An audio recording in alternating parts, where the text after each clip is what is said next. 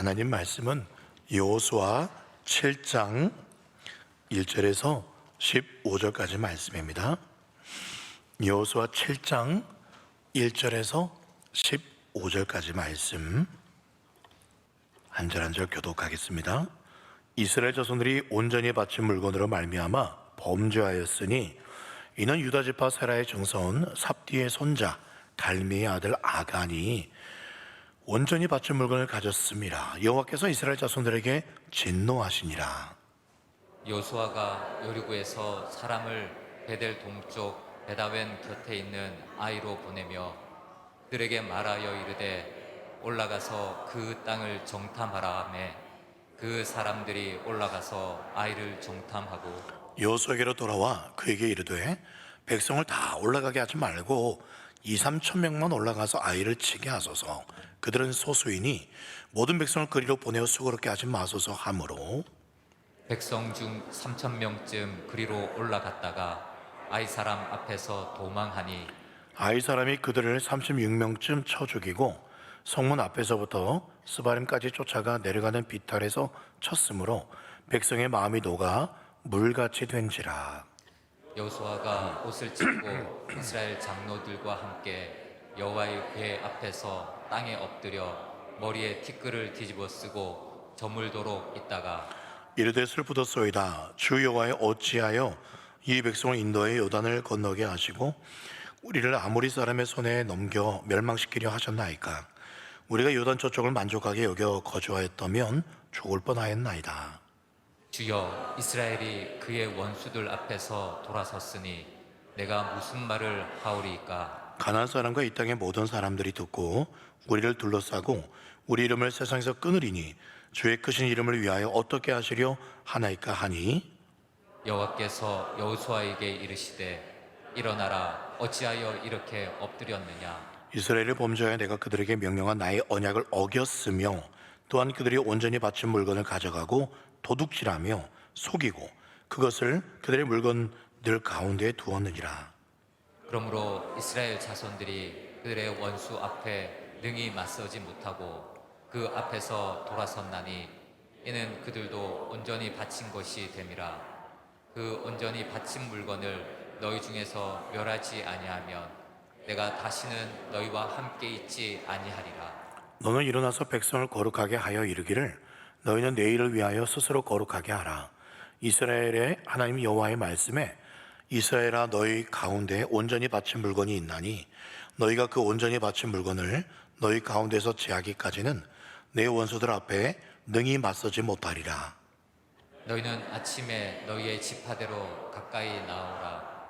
여호와께 뽑히는 그 지파는 그 족속대로 가까이 나올 것이요 여호와께 뽑히는 족속은 그 가족대로 가까이 나올 것이요 여호와께 뽑히는 그 가족은 그 남자들이 가까이 나올 것이며. 함께 읽겠습니다. 온전히 바친 물건을 가진 자로 뽑힌 자를 불사르되 그와 그의 모든 소유를 그리하라. 이는 여호와의 언약을 어기고 이스라엘 가운데에서 망령된 일을 행하였음이라 하셨다 하라. 아멘. 여러분 지금 어젯밤에 충격적인 일로 나라 전체가 지금 많이 혼란스럽습니다. 보신 분들은 아시겠지만 할로윈 축제에 참가한 젊은이들 중에 지금 수백 명이 죽거나 다치셨습니다. 뭐 계속 사상자가 늘어나는 것 같아요. 이 어이없는 사고가 너무나 가슴 아픈 일입니다. 빨리 부상자들이 치료되기를 간절히 기도합니다. 참고로 여러분, 이 할로윈 축제는요, 켈트족이라는 그런 민족의 오래된 전통 축제입니다. 이 할로윈 축제를 하는 이유가 뭐냐면 죽은 사람들의 혼을 달래고 또 악령들을 쫓는다는 그런 의미로 악령처럼 그렇게 분장을 하는 10월 말의 풍습이에요. 이게 이제 미국으로 건너와서 미국에서 이제 이게 유행처럼 번져가지고 어느 순간부터 우리나라도 이건 참 이국적인 그런 풍습이었는데 어제 사고가 난 이태원 그곳 중심으로 이 할로윈 축제가 굉장히 유행을 하기 시작했습니다. 그래서 우리 울산에도요 곳곳에 상점들에 들어가 보면 이 괴상한 가면들, 할로윈 축제용 그런 뭐 분장 가면, 옷 이런 것들이 지금 굉장히 인기가 많이 있어요. 사상자들에게는 너무 안타깝지만 사실 이 할로윈 축제는 성경적이지는 않습니다. 죽은 사람들의 영혼을 살아있는 사람들이 달랜다? 이거는 옳지 않습니다. 죽은 사람들의 영혼은요 우리 살아있는 사람이 달래고 그렇진 않아요. 죽은 사람들은 어떻게 됩니까? 죽자마자 예수 믿었으면 천국 가고요, 안 믿었으면 바로 지옥 갑니다. 구천을 떠돌아다니거나 결코 그렇지 않아요. 근데 구천을 떠돌아다니는 것들이 있습니다.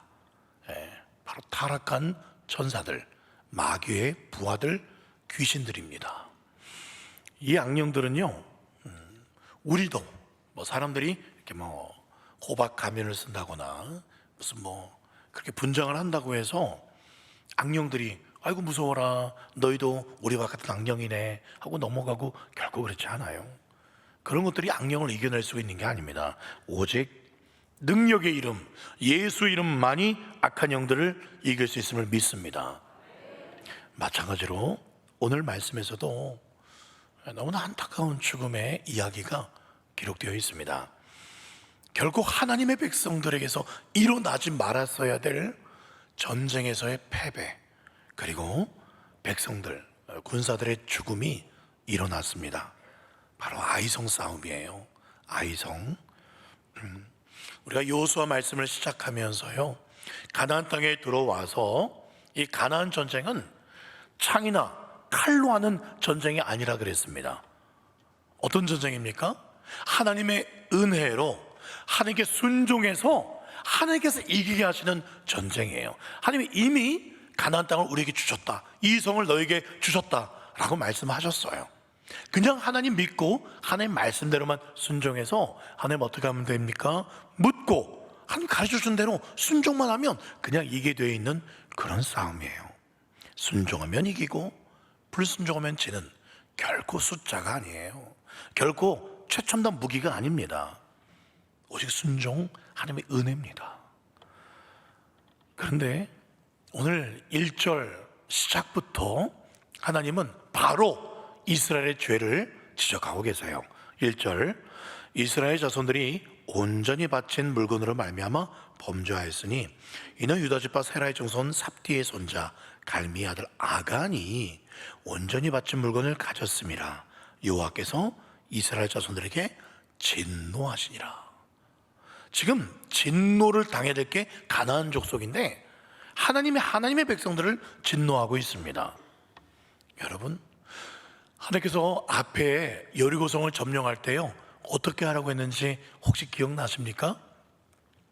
6장 17절 말씀에 보시면 이 성과 그 가운데 있는 모든 것은 여호와께, 즉 여리고성에 있는 모든 것은 여호와께 바치라고 분명히 말씀하셨어요. 18절, 너희는 온전히 바치고 그 바친 것 중에서 어떤 것이든지 취하여 너희가 이스라엘 진영으로 바치는 것이 되게 하여. 이 말이 좀 어렵습니다. 하나님께 바칠 것을 바치지 않고 너희가 취하면 너희가 하나님께 바친 바 되리라. 그래서 바친다는 뜻은 죽음의 의미가 담겨져 있어요. 너희들이 그걸 온전히 하나님께 바치지 않으면 너희들이 하나님께 바친 바 돼, 너희들이 죽음의 제물이 될 것이다. 그런 고통을 당하게 되지 않도록 바친 물건에 손대지 말라 라고 분명히 말씀하셨어요. 왜 이렇게 말씀하셨을까요? 하나님, 이제 첫 전투구요 여리고성, 난공불락의 성, 거기 있는 우리가 전리품을 취하면서 봐라, 우리가 여리고성 이겼어, 이 전리품을 우리가 가지고 있어 자랑하면 저기 가나안 나머지 족속들이 얼마나 두려워하겠어요. 그 전리품도 좀 가지면 어때요 생각하는데 하나님 가지지 말아요. 손대지도 말아요. 왜 그랬을까요? 여리고성은 가나안의 첫 열매된 성이기 때문에 그렇습니다. 첫 열매예요. 출애굽기 23장 19절 말씀에 내 토지에서 처음 거둔 열매에 가장 좋은 것을 가져다가 너희 하나님 여호와의 전에 드릴지라. 첫 것은 하나님의 거야. 잠언 3장 9절에도 내 재물과 내 소산물의 처음 익은 열매로 여호와를 공경하라. 처음 것은 여호와 겁니다. 그리고 여호와 성은 여리고 성은 어떤 성이라고 말하고 있습니까? 하나님께 받침받은 성이라 말씀하고 있어요. 1절에 보니까요, 이런 단어가 나옵니다. 온전히 바친 물건.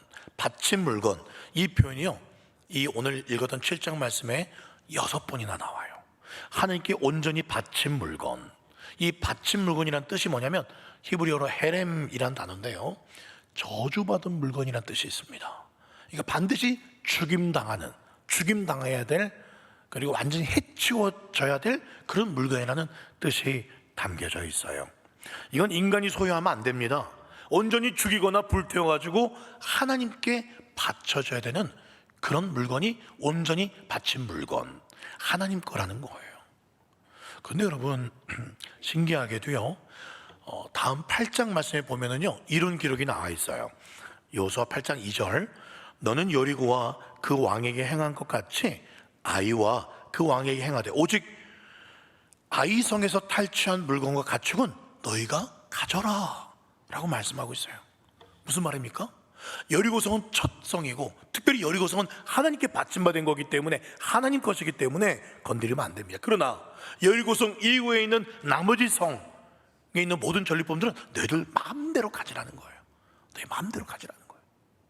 여리고성만 참으면 돼요. 그렇죠? 여러분, 아간이 훔쳤죠. 아간이 범죄해서 이 아이성 전투에서 지게 됩니다. 아간이 훔친 게 뭐냐면 여호수아 7장 21절에 시날산의 아름다운 외투 한 벌, 은 200세겔, 그리고 금무게가 50세겔 되는 금덩이 하나. 야, 이거 보면 좋아 보이죠. 예, 그런데 있잖아요, 이 아간이 훔친 거 왜 훔쳤을까요? 형편이 어려워서 조금 이걸 취득해서 살림을 좀 나아보게 해보려고 그랬을까요? 아닙니다, 여러분. 아간은요, 가난한 사람이 아니에요. 그 증거가 여호수아 7장 24절에 나옵니다. 여호수아가 이스라엘 모든 사람과 더불어 사레의 아들 아간을 잡고 그 은과 그 외투와, 죄송합니다, 그 금덩이와 그의 아들들과 그의 딸들과, 잘 보세요, 그의 소들과 그의 나귀들과 그의 양들과 그의 장막과 그에게 속한 모든 것을 이끌고 아골 골짜기에 가지고 갑니다. 뭐라고 나옵니까? 지금 훔친 것만이 아니라 뭐까지 다 죽임당하냐면 이 아간이 소유한 소들, 나귀들, 양들, 엄청난 부자입니다. 네. 이렇게 많은 재산을 쉽게 가지지 못합니다. 아마 이 유다 지파 안에서도 유력한 사람이에요. 아주 재산이 많은 그런 사람입니다. 그런데 지금 이 아간이 훔친 거는 뭐냐면요, 21절 다시 한번 보면 금덩이 하나를 보고 탐내어 가졌다. 물론 시날산 외투와 은과 몇 세가 되는 금덩이인데요, 그것을 어떻게 했다고요? 보고 탐내어 가졌다 라고 말씀하고 있어요. 무엇을 보니까 너무 탐스러운 거예요. 그래서 나도 저거 갖고 싶어, 저거만 먹어봤으면 좋겠어. 어디서 많이 본 표현 아닌가요? 어디서 본 표현인가요? 네, 창세기에서 하와가, 창세기 3장 6절에 보시면 여자가 그 나무를 본즉 먹음직도 하고 보암직도 하고 지혜롭게 할 만큼 탐스럽기도 하다. 본즉 탐스러운 거예요. 하와만 그랬습니까? 아담도 그랬어요. 똑같이 죄를 범했습니다. 그 죄가요, 여전히 흘러내리고 있습니다. 여전히 사람들에게 흘러내리고 있어요. DNA가, 죄의 DNA가 어디 가지 않았어요. 이스라엘 백성들에게도 다 있습니다. 보니까 탐스러워요. 갖고 싶어요. 그런데 참았습니다. 안 했어요. 하나님 명령이니까. 그런데 아간은 그 죄를 못 이겼습니다. 결국 본대로 계속 쳐다보다가 에이 모르겠다, 요것쯤 가지면 누가 알겠어 하고 취한 거예요. 여러분, 이 탐심, 지금 아가는 가난한 사람이 아닙니다. 이런 거 없어도 잘 먹고 잘 사는 사람인데 참 가진 사람들이 더 많이 가지려고 그래요. 적당히 가지면 만족할 줄 알고 그만해도 될 것을 끝없이 탐욕을 부려요. 그래서 투기를 하고, 그래서 가진 자는 계속 가지게 되고 없는 사람은 계속 없게 됩니다. 골로새서 3장 5절 말씀에 그러므로 땅에 있는 지체를 죽이라, 곧 음란과 부정과 사욕과 악한 정욕과, 끝에 뭐랍니까? 탐심. 탐심은 뭐와 같다? 우상 숭배입니다. 하나님이 다 주시는데, 하나님이 일용할 양식 주시는데 끝없이 하나님이 주신 것이 아닌 다른 것을 탐심하는 것은 우상을 섬기는 것과 똑같다는 거예요. 탐심이 일어나는 이유가 뭘까요? 성경에서 세 가지라고 말하고 있습니다. 육신의 정욕, 안목의 정욕, 이생의 자랑. 신할산의 아름다운 외투, 조금 더 입으면 좀 따뜻할 것 같아. 육신의 정욕, 그거 입으면 사람들이 더 인정할 것 같아. 안목의 정욕, 이생의 자랑. 여러분, 요한일서 2장 16절 말씀에 분명히 말씀하고 있습니다. 세상에 있는 것은 모든 것이 육신의 정욕과 안목의 정욕과 이생의 자랑이니 다 아버지께로 온 것이 아닙니다. 어디서부터 온 거예요? 세상에서 온 겁니다. 육신의 정욕, 조금 더 즐겨보고 싶고 쾌락을 느껴보고 싶은 거. 안목의 정욕, 저거 입으면 내가 더 이뻐 보일 것 같아. 이생의 자랑, 너 이런 거 없지? 난 이런 거 입는 사람이야. 나 이런 차를 타는 사람이야. 나 이렇게 하는 사람이야. 자랑하고 싶은 거예요.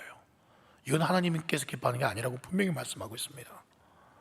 아간이 바로 이 육신의 정욕과 안목의 정욕과 이생의 자랑의 메인 사람이에요. 이미 충분히 가진 사람입니다. 그런데 이런 정욕의 메이니까, 탐심의 메이니까 하나님의 말씀이 우습습니다. 하나님이 두렵지 않은 거예요. 그래서 하나님의 명령도 말씀도 귀에 들어오지 않고 하나님의 것이라고 분명히 말했는데 내 것인 양 아무도 보지 않게 취했습니다.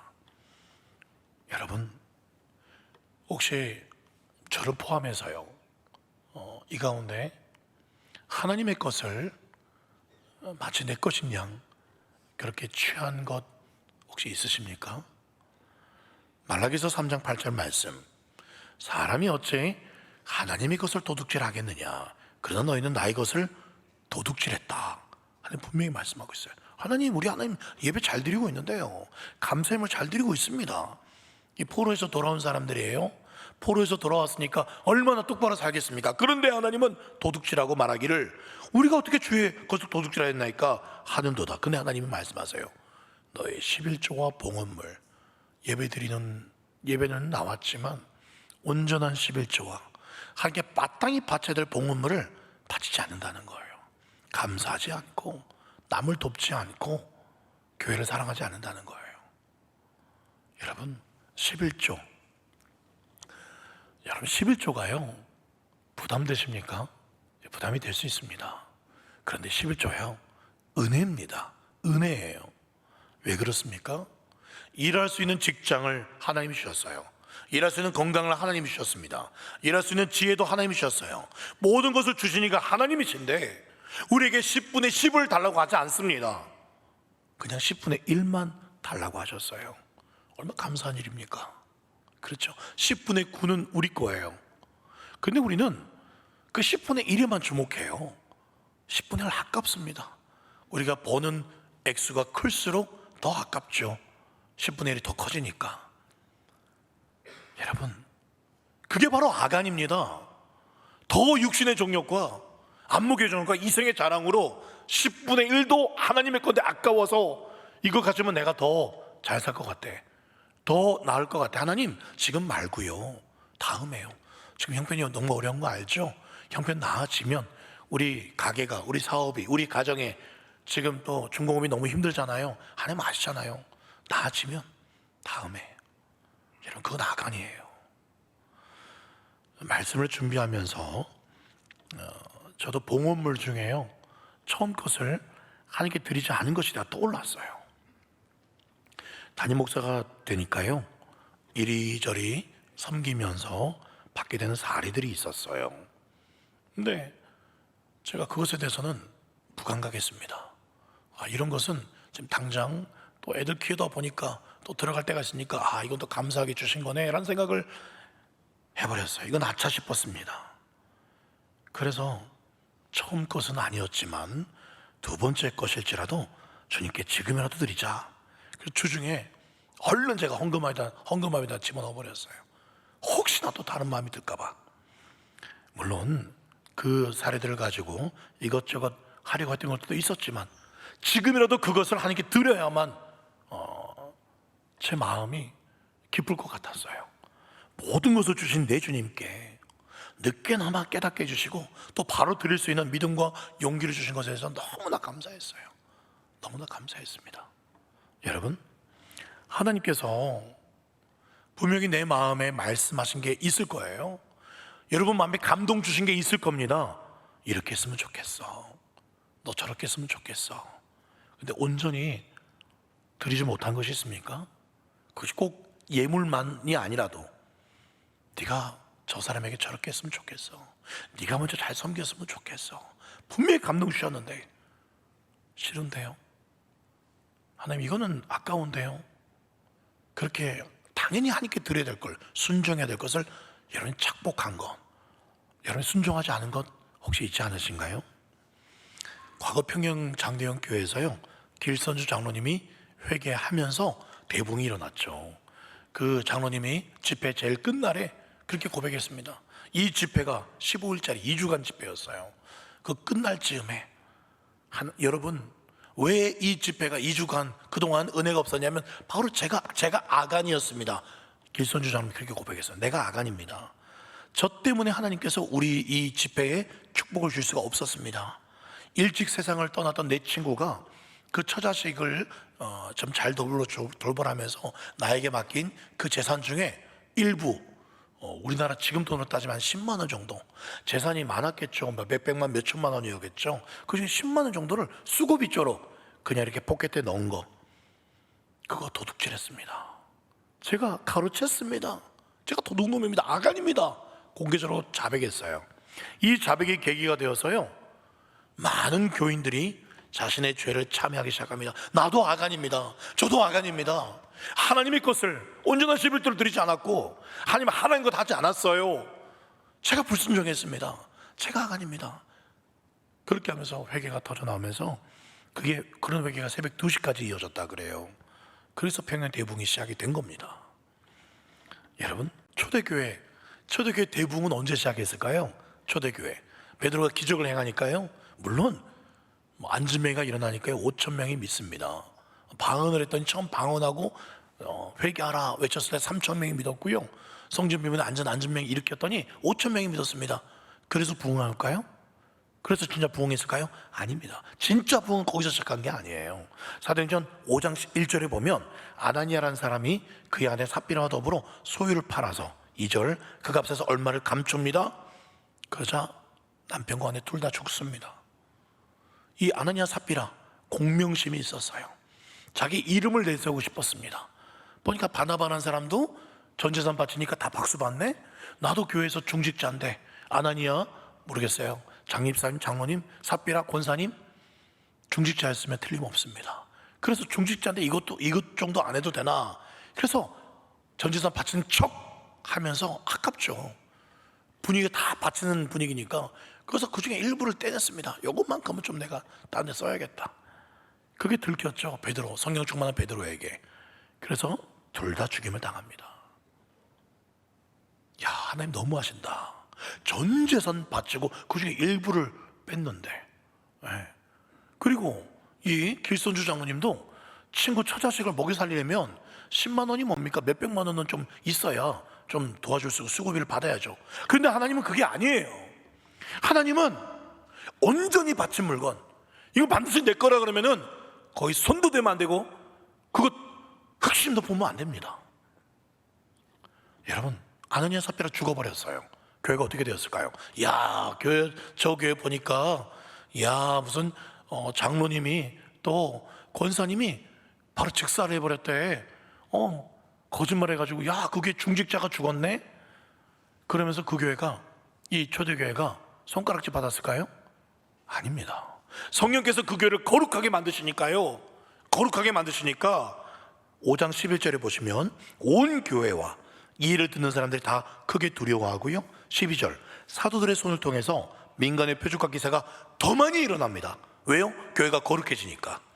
그 다음에 13절에 백성이 칭송하고요, 14절 믿고 주께로 나오는 자가 더 많으니 남녀의 큰 무리더라. 여러분, 혹시 여러분들 중에 분명 주님 것인데 내 것으로 착복한 거 있다면 빨리 여러분 순종하셔야 됩니다. 주님 말씀인데 내게 워낙 이렇게 하기를 바라는 게 있는데 불순종하는 게 있으면 얼른 순종하셔야 돼요. 놀라운 사실은요, 여러분, 아이성 전투에서 패배한 원인이 이 아간만의 잘못이 아니라는 거예요. 여호수아 7장 13절 말씀에 너는 일어나서 백성을 거룩하게 해라. 이르기를 너희는 내일을 위하여 스스로 거룩하게 하라. 지금 하나님이 백성 전체를 거룩하게 하라고 합니다. 백성 전체에게 지금 하나님께서는 문제가 있다고 말하는 거예요. 아이성 전투를 여러분 앞두고 자세히 보면요, 뭔가 하나 빠져 있어요. 요단강을 건널 때 했던 게 있었습니다. 있었던 게 있어요. 여리고성을 정복할 때 반드시 있었던 게 있습니다. 근데 그게 지금 이 아이성 전투할 때는 빠졌어요. 그게 뭘까요? 아이성 전투할 때는 그게 없어요. 요단강 건널 때, 여리고성 정복할 때는 그게 있었습니다. 그게 뭐였습니까? 하나님의 말씀이 있었습니다. 이렇게 해라. 제사장들이 먼저 발을 대라. 그리고 여리고성 이렇게 돌아라. 분명한 하나님의 말씀이 있었어요. 그런데 이 아이성 이 전투예를 쭉 살펴보면 하나님의 말씀, 하나님의 간섭이 하나도 없습니다. 네. 그렇죠? 이게 뭘 의미할까요? 뭘 의미할까요? 지도자였던 여호수아와 그리고 그 장로들이 하나님께 묻지 않았다는 거예요. 자신감에 충만했던 여호수아가요, 너무 충만했나 봐요. 아이성, 여리고성보다 작아. 쉽게 정복할 수 있어. 난공불락성 아니야. 얼마 없어. 그 이야기를 듣고는, 그래, 그 정탐꾼의 이야기를 듣고는 그럼 올라가. 세상에 어떻게 이렇게 순간적으로 넘어질 수가 있을까요? 저와 이런도 마찬가지예요. 만약 여호수아가요 여리고 때처럼 하나님 앞에 엎드려서 기도하고 시작했다면 아이성 진리가 없습니다. 작전 회의할 때 장로들과 함께 하나님께 손 들고 기도한 다음에 이제 아이성 어떻게 그렇게 넘어뜨릴까 작전 회의했을 때 하나님이 너희들 아무리 작전해도 소용없어. 죄가 있어. 막았을 거예요. 가르쳐 줬을 겁니다. 여러분, 모든 일에 있어서 기도가 가장 중요하고 가장 급선무입니다. 망하고 나서, 실패하고 나서 그때 기도하지 말고요, 일을 시작하기 전에 기도하는 거예요. 우린 새로운 도전에 직면할 때마다 기도로 시작해야만 합니다. 아무리 쉬워 보는 일을 할지라도 하나님 앞에 엎드려 기도하지 않으면 낭패를 당합니다. 인생에 실패하는 대부분의 이유는 기도에 실패해서 실패하는 거라고 믿습니다. 그런데 기도하지 않은 이 여호수아와 장로님들, 그들에게만 문제가 있었을까요? 아닙니다. 여러분, 정탐꾼들이 뭐라고 보고했냐면 7장 3절에 여호수아에게 돌아와 그에게 이르되 백성을 다 올라가게 하지 마십시오. 2-3천 명만 올라가서 아이를 치십시오. 그들은 뭐라고요? 소수입니다. 소수입니다. 여러분, 이거는 하나님의 논리가 아닙니다. 하나님은 숫자의 논리가 아니에요.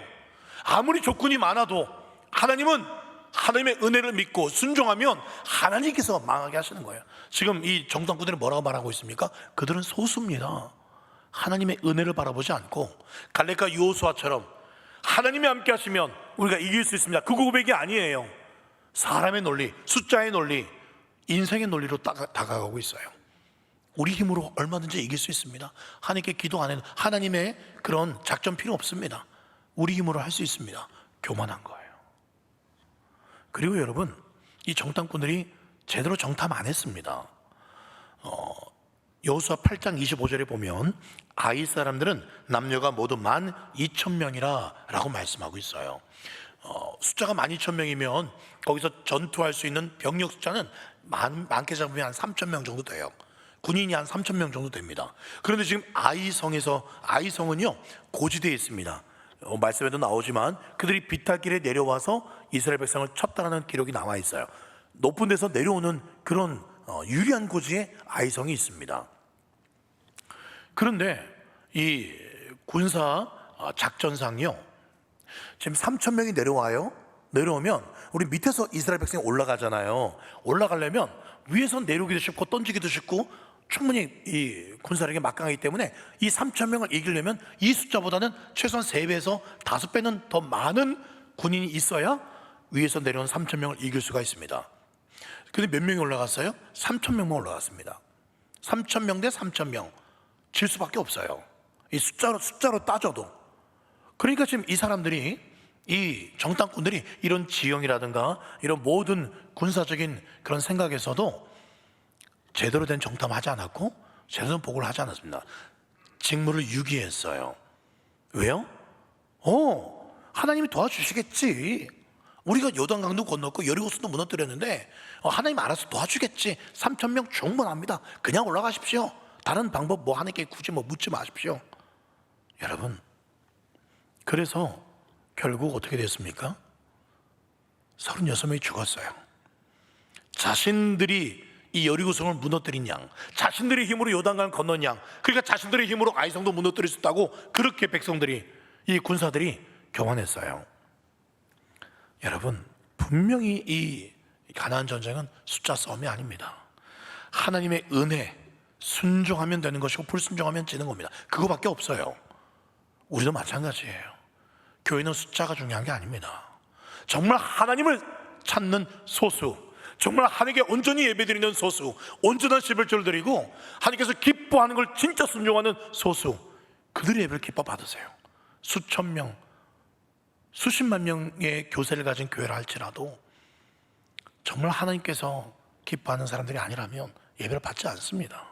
결국 7장 5절 말씀에 아이 사람이 그들, 즉 이스라엘 백성들을 36명쯤 쳐 죽이고 성문 앞에서부터 스바림까지 쫓아가 내려가는 비탈에 쳤으므로 백성의 마음이 녹아 물같이 되었다. 여기 두려움에 마음이 녹았다, 물같이 녹는다, 이거 원래 누가 이런 감정을 가지고 있었죠? 가나안 땅 사람들이 물같이 녹고 두려워하던 그 감정을 지금 이스라엘 백성들이 역으로 그런 걸 느끼고 있어요. 36명밖에 안 죽었지만 심리적으로는 엄청난 두려움에 휩싸였습니다. 여러분, 그런데 36명 죽은 거, 이것도 하나님의 특별한 은혜입니다. 이 3,000명이 내려와서요 36명만 죽였다? 3,000명 중에 36명? 이거는 기적이에요. 3,000명이 전부 몰살할 수 있었습니다. 그런데 하나님께서 특별히 지켜 보여주셔서 나머지 몇 명입니까? 2,604명입니까? 2,964명 살았어요. 이것은 하나님께서 이스라엘 백성들을 멸망시키려는 뜻이 아니라 다시 회개와 회복의 기회를 주려고 하는 일종의 사인일 뿐이었습니다. 여러분 마찬가지예요. 어려움이 찾아왔을 때 낙심하지 마십시오. 환난이 찾아왔을 때 이 정도 찾아온 걸 감사하십시오. 나의 죄악대로, 나의 불순종대로 하나님이 심판하시면 여기 살아있을 사람이 아무도 없을 거예요. 저를 포함해서. 여기까지 하나님께서 이 정도만 때리신 거 감사하셔야 됩니다. 그리고 무엇을 해야 됩니까? 내게 왜 이런 어려움이 찾아왔지? 스스로 원인 분석하지 마세요. 하나님께 나아가셔야 됩니다. 기도하셔야 돼요. 그렇지 않고 실패의 원인을 내가 찾으려면 찾을 수 없습니다. 결코 실패를 이겨낼 수 없어요. 그래서 여호수아가 바로 깨달았습니다. 야, 이 정탐꾼들, 너 왜 그딴 복을 했어? 그렇게 말하지 않아요. 바로 하나님 앞에 죄를 뒤집었습니다. 7장 6절, 옷을 찢고 이스라엘 장독과 함께 여호와의 앞에서 땅에 엎드려 머리에 티끌을 뒤집어 쓰고 기도합니다. 그래서 하나님이 바로 응답하세요. 11절, 이스라엘이 범죄했기 때문이야. 내가 그들에게 명령한 나의 언약을 어겼기 때문이야. 그들이 온전히 바친 물건을 너희들이 가져갔어. 도둑질했어. 속였어. 그것을 너희들의 물건들 가운데 내 거를 두고 있어 하는 말씀해 주셨어요. 그래서 그걸 찾기 위해서 제비를 뽑습니다. 신기하죠. 근데 정확히 아간까지 갑니다. 그렇죠? 근데 여러분, 이런 생각이 들어요. 아간이 바로 뽑혔습니까? 아간, 하나님은 아간인지 아세요. 또 여호수아에게 특별히 저 바로 아간이야 말씀하실 수도 있어요. 그럼 아간만 하면 되지. 또 전 200만 명 다 모아서 지파별 12지파 세우고 뽑고 종이며 그 시간이며 인력이며 그렇게 안 해도 돼요. 근데 하나님 왜 이렇게 하셨을까요? 하나하나 찾아간 이유가 뭐였을까요? 하나님의 수사망이 점점 좁혀오고 있잖아요. 아간은요, 자기가 제비 뽑히기 직전까지도 죄를 자백하지 않았어요. 만약 하나님이 이 아이성이 진 이유가 누군가가 물건을 훔쳤다고 한단다, 여호수아가 외치면서 제비를 뽑겠어 라고 했을 때 아간이 큰일 났네, 하나님 어떻게 하셨지? 내가 훔친 거? 하면서 자기가 그때 하나님 앞과 사람들 앞에, 여호수아 앞에 온 마음을 다해서 통회하고 자복했다면 어떻게 되었을까요? 그런데 유다 지파가 뽑힙니다. 그리고 세라 족속이 뽑히고 또 그 안에 삽디 가족이 뽑히고 삽디 가문에서 갈미가 뽑히고요. 여러분, 삽디까지 왔을 때, 자기 할아버지쯤까지 왔을 때 그때라도 자기가 회개했으면 어땠을까요? 그런데 아간은요, 마지막까지 자기한테 올 때까지 죄를 숨기려고 했습니다. 설마 결국 자기가 뽑혔을 때 그때 진실을 이야기하죠. 그런데 그때는 늦었어요. 그때 늦었습니다. 결국 아간과 그 가족은 완전히 비참하게 몰살당하게 됩니다. 여러분, 오늘 아이성의 패배는요, 아간만의 잘못이 아니라는 것을 저는 알 수가 있었습니다. 하나님께 늘 철저히 깨어서 기도로 여쭤보지 않았던 여호수아가 있었고요, 또 자신들의 힘으로 여기까지 승승장구한 것으로 착각하면서 교만했던 군사들, 그런 분위기가 점점 만연했기 때문에 뭔가가 나사가 빠지고 영적으로 느슨해지고 있으니까 아간이 나 하나쯤 이 정도 물건 숨긴 줄 누가 알겠어? 이것까지 결국 합쳐진 거예요. 그래서 이런 안타까운 일이 생긴 거 아니겠습니까?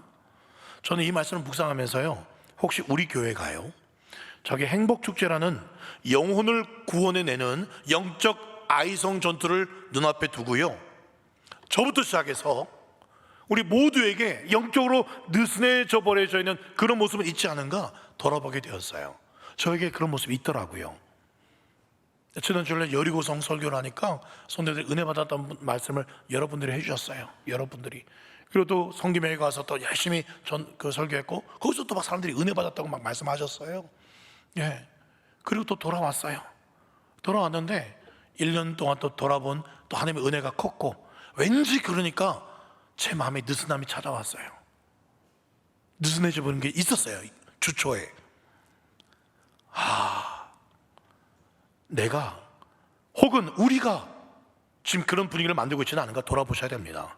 그런 교회에, 그렇게 영적으로 느슨해진 교회에 어찌 하나님께서 행복축제 때 많은 새가족들을 맡길 수가 있겠냐는 거예요. 우리 안에서도 제대로 하나가 되지 못하고 수근수근 거리는데, 조금이라도 내가 친한 그룹 사람들과 그런 사람들과만 그렇게 아주 스타일이 맞지 않으면 그 사람이 아직 부족하고 연약한 새가족이라도 인사는커녕 괘씸하다고 거리를 두고 어떠한 방법이든지 그 새가족이 복음으로 세워져 가는 것에는 전혀 관심이 없고, 이건 과연 하나님께서 그런 교회를 기뻐하시겠냐는 거예요. 그런 교회에 새가족들을 보내줄 수 있겠냐는 겁니다. 어찌 새가족들이 내 마음에 맞고 내 스타일에 맞는 그런 새가족들만 오겠습니까? 여전히 세상 때가 묻어있고 공사 중인 그런 사람들이 오는 거 아니겠어요? 교회는 그래서 병원이라고 합니다. 천사들이 모인 곳이 아니라 죄인들이 모인 곳이 교회예요. 끊임없이 죄와 싸우는 부족한 죄인들이 초청받아서 몰려오는 곳이 교회잖아요. 마음이 아픈 사람들, 또 교만한 사람들이 옵니다. 또 혈기 많은 사람들이 와요. 또 입이 가벼워서 걸핏하면 다른 사람에게 상처를 주는 그런 새가족, 그런 사람도 있어요. 이런 사람을 만나도 여러분 놀라지 마셔야 됩니다. 왜요? 저와 여러분들이 바로 그런 사람들이었기 때문에 마찬가지예요. 새가족들도 또 다른 교회에서 오신 분들도 아유 갈릴리 교회 좋다고 들었는데 왔더니 아이고 뭐 저 목사도 별로네, 뭐 장모님, 권사님, 장집사들, 집사들 다 별로네, 그렇게 말할 것도 아니에요. 우리도 똑같이 직분자분들도 연약합니다. 그렇죠. 저도 연약하고 우리 직분자 우리 다 연약해요. 그런데 어떻게 목사가 저래, 우리 장로 권사가 왜 저래, 그렇게 할 수가 없어요. 다 똑같아요. 누구를 비판할 수 없습니다. 좋은 병원은요 언제나 많은 환자들이 몰려와서 치료를 경험하는 곳이에요. 병원은 환자들이 찾아오는 걸 좋아해야 됩니다. 이상한 사람들이 새가족들이 오면 아유 이상해, 말도 안, 그게 아니에요. 좋아해야 합니다. 막 담배값이 있고 막 담배값 떨어지고 주워주면서 아유 네 조금만 피세요, 그런 말도 해주셔야 되고요.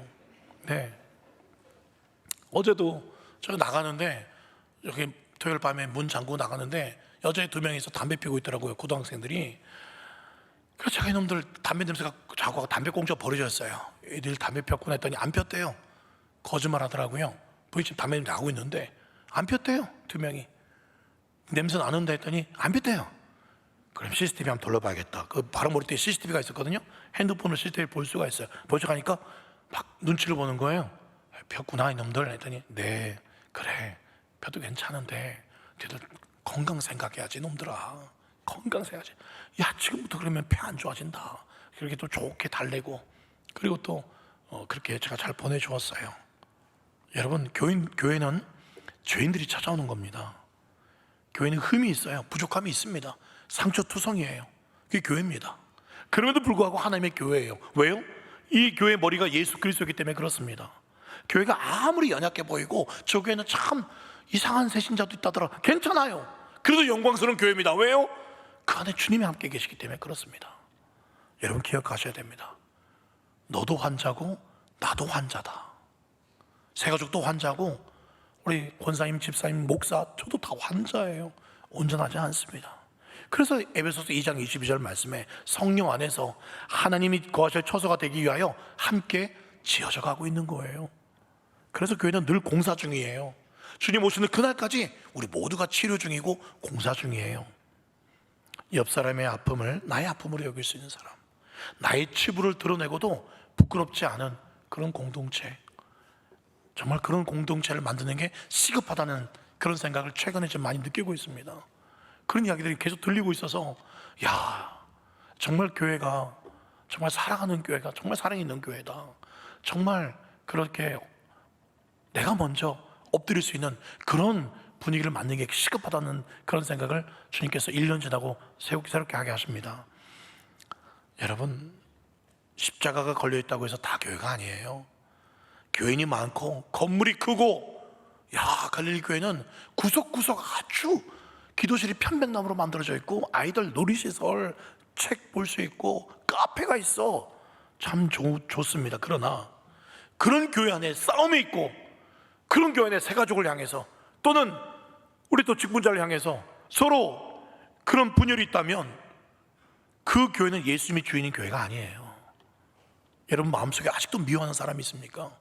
아직도 저 사람과 나는 상종하고 싶지 않아, 가까이 하고 싶지 않아, 그런 사람이 있습니까? 그러면 예수님 사랑에 빚진 그 심정을 먼저 회복해야 돼요. 예수님 보시기에는 다 도찐 깨친, 어쩌면 우리가 먼저 더 사랑을 받았는데 우리가 왜 손 먼저 내밀지 못하고 왜 거리 두고 인사도 안 하고, 하나님께서 그거는 원치 않으세요. 요한일서 3장 16절 그가 우리를 위하여 목숨을 버리셨나니 이로써 사랑을 알고 우리도 형제를 위하여 목숨을 버리는 것이 마땅하다. 목숨까지 버리라 그랬는데 어찌 그렇게 할 수 있겠습니까?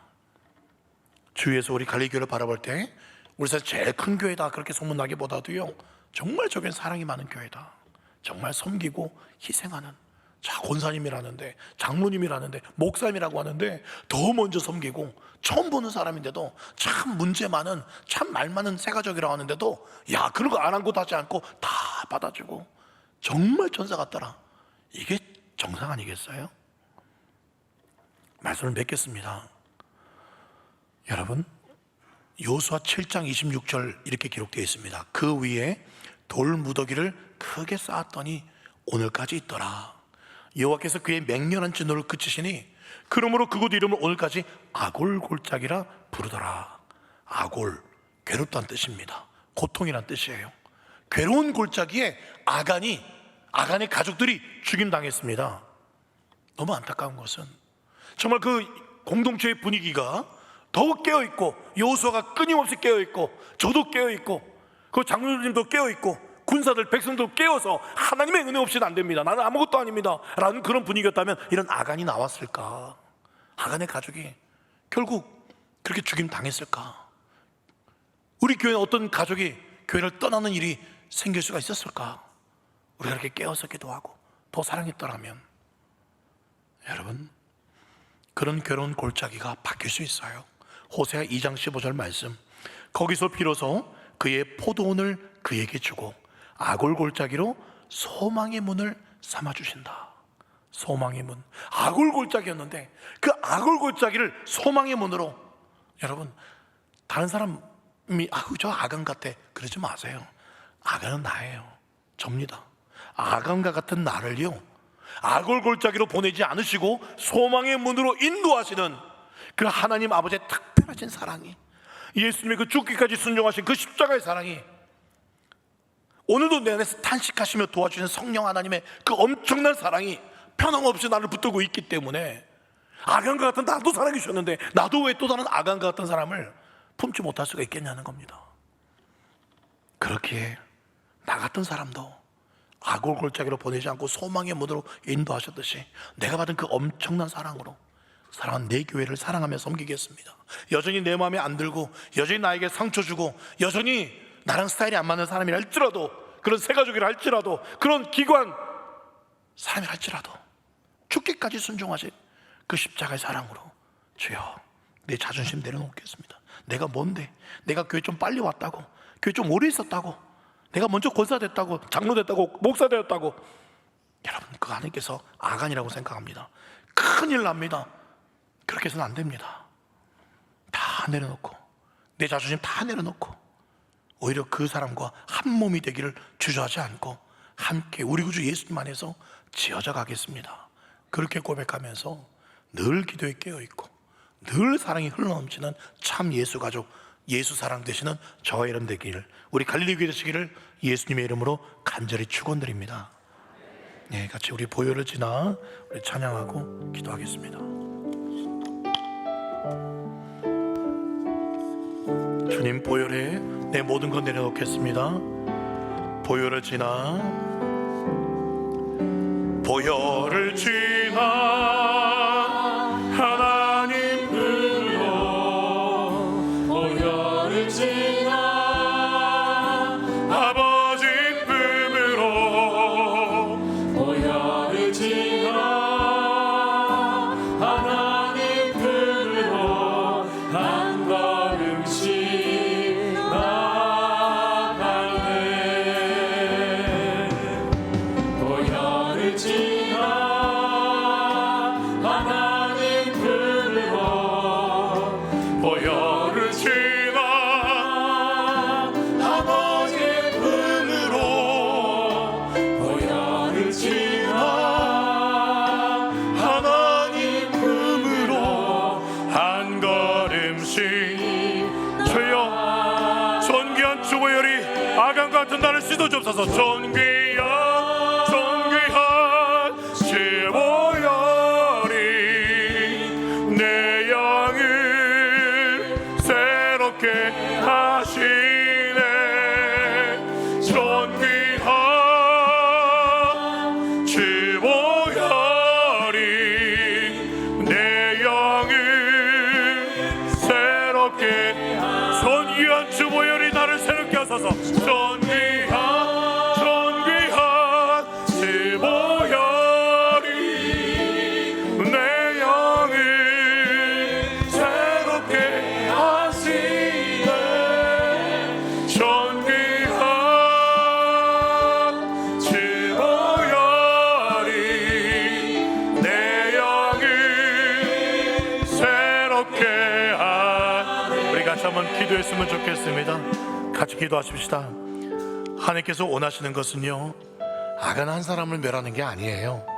백성 전체를 다시 거룩하게 하라라고 분명히 13절에 말씀하고 있습니다. 주여, 혹시 내 안에 아간처럼 하나님께 마땅히 드려야 될 물질, 시간, 재능, 명예, 사랑, 이웃사랑, 형제사랑을 그렇게 하지 않고 나만 위해서 그렇게 챙겨놓고 있었던 것이 있다면 회개합니다. 하나님 말씀에 불순종해서 아직도 사랑하지 못한 사람이 있다면, 주여, 주님께서 나를 손대시기 전에, 우리 가정을 치시기 전에, 주여, 내가 먼저 주님의 마음으로 그를 위해서 기도하며 먼저 손 내밀고 사랑할 수 있는 정말 주님의 마음 부어주시옵소서. 우리 주여 한번 부르고 기도하겠습니다. 주여, 하나님 기도합니다. 하나님, 우리 가운데 주님 아이성의 실패가 하나님 우리에게는 절대로 일어나지 않게 하여 주시옵소서. 하나님, 하나님의 것을 무서워하지 않고, 온전한 심혈조 드리지 않고, 온전한 예물 드리지 않고, 하나님의 것을 하나님의 것이라 드리지 않고, 시간, 재능, 명예, 인생 전체를 마치 내 것인 양 그렇게 챙겨놓고 있었던 것이라면 용서해 주시옵소서. 하나님 말씀에 불순종해서 아직도 사랑하지 못한 사람이 있다면 용서하여 주옵소서. 주님께서 아간의 가정을 치신 것처럼 우리 가정을 손대시기 전에 주여, 우리가 회개하게 해 주시옵소서. 사랑하지 않으면 안 됩니다. 손 내밀지 않으면 안 됩니다. 내가 고개 숙이지 않으면 안 됩니다. 자존심을 내려놓지 않으면 안 됩니다. 주여, 예수님도 나를 위해서 죽으셨는데 나는 왜 우리 형제를 위해서, 우리 기관의 그 사람을 위해서, 우리 새가족들을 위해서, 우리 형제들을 위해서 왜 하나님, 왜 숙이지 못합니까? 주님이 치시기 전에 회개하면서 사랑할 수 있도록 주여, 우리를 새롭게 하여 주셨다서 우리 갈릴리 교회에 절대 아이성의 패배가 있지 않도록, 정말 새가족들이 여기에 차고 넘칠 수 있도록 그런 영적인 분위기, 사랑의 분위기, 누가 와도, 어떤 이상한 새가족이 와도 사랑할 수 있는, 섬길 수 있는 그런 하나님, 우리 갈릴리 교회가 되게 하여 주시옵소서. 살아계신 하나님 아버지, 오늘 아이성 전투의 패배를 살펴보았습니다. 하나님, 여전히 우리 갈릴리교도 똑같이 이런 패배를 할 수 있다라고 경고하시는 것 같습니다. 하나님, 정말 이제 아이성이라는 새로운 성을 향해서 우리 11월 13일 행복축제, 그들을 구원해내야 되는데, 새가족들이 와야 하는데, 우리 안에 하나님께 마땅히 드려야 될 것들 순종치 않음으로 말미암아, 마땅히 사랑해야 될 사람들을 사랑하지 않음으로 말미암아, 하나님, 아이성의 패배가 우리에게 임하는가 두렵습니다. 주여, 불쌍히 여겨주시고, 날마다 정말 나의 모든 것은 주님께서 주신 것이기에 다 주님의 것입니다.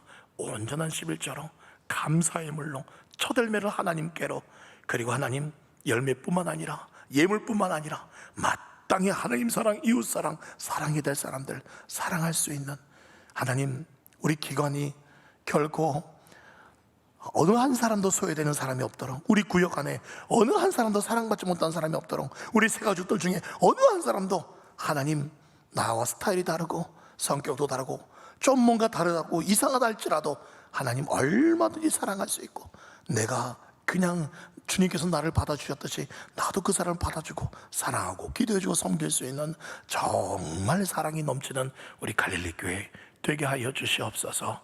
드린 예물을 기뻐 받아주시고, 하나님, 더욱 감사의 제목들이 넘칠 수 있도록 주님께서 좋은 것으로 갚아 주시옵소서. 지금은 주 예수 그리스도의 크신 은혜와 하나님 아버지의 지극하신 사랑과 성령님의 함께 하시고 교통하심이 하나님의 것을 마땅히 하나님의 것으로, 결코 나의 육체의 정욕, 안목의 정욕, 이생의 자랑이 아니라 오직 하나님의 은혜로 내가 여기까지 살아왔습니다.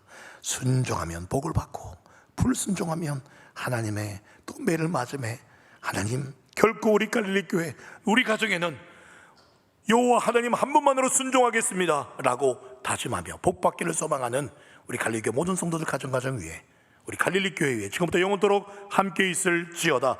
아멘.